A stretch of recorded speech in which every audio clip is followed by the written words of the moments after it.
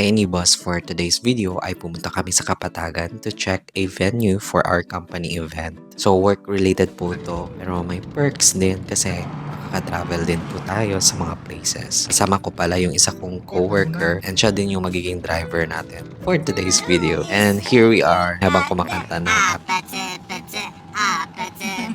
ang Kapatagan pala ay nasa Davao del Sur, which is daan din to papuntang Mount Apo. Kaya medyo malamig na dito na part. Sa layo nitong lugar, akala mo talaga wala ng mga tao nakatira dito. Pero ang dami pala, no? And I believe gandang-ganda sila sa kanila tinitirahan kasi tingnan nyo naman ang ganda ng weather at ang ganda ng tanawin. Before nga kami pumunta sa venue para mag-ocular, nag-visit muna kami sa field para i-check tong mga crops namin. And ito yung mga crops and thank God maganda naman yung aming mga crops. And tingnan nyo naman nakaka-relax talaga dito kapag ganito ang tanawin malapit sa bukid. Ayun pala yung Mount Apo, medyo nahihiya siya ngayon kasi natatabunan siya ng mga